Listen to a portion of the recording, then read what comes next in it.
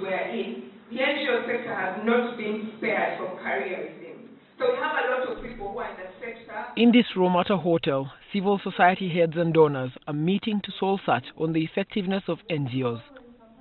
Majority of Uganda's NGOs are faith-based and tackle largely poverty and income inequality initiatives.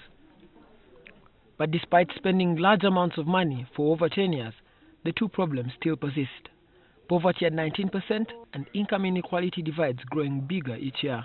I think the biggest undoing of Ugandan civil society, as I understand it, in the recent past has been to think that certain political issues are too big and sensitive for us to take on.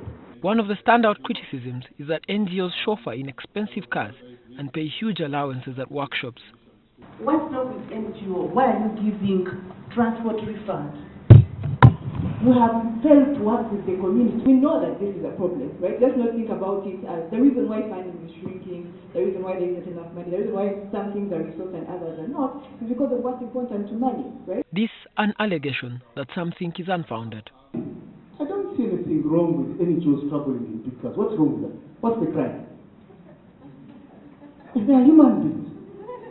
What's wrong with an NGO executive director traveling in a good car?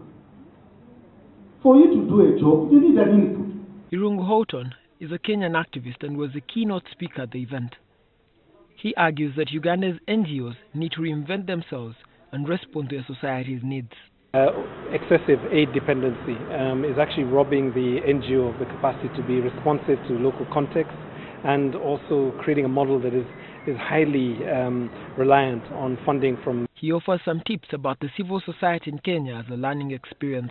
In many other spaces, we have done a lot to document data that shows, that public resource priorities are essentially not touching on large numbers of people, whether it be poverty or inequalities.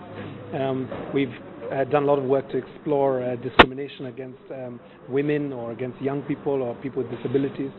That's the best of this sector. Chapter 4's Nicholas Opio presides over an estimated 2 billion shillings budget annually.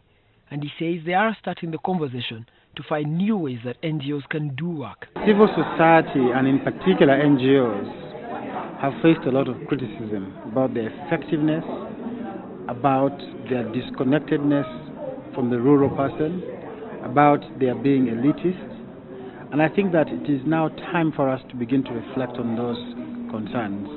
A new NGO Act passed in 2016 seeks to place far-reaching implications on civil society and its ability to mobilize funds. Now, many of the NGO heads are attending meetings like this one to find new ideas. Raymond Mujuni, NTV.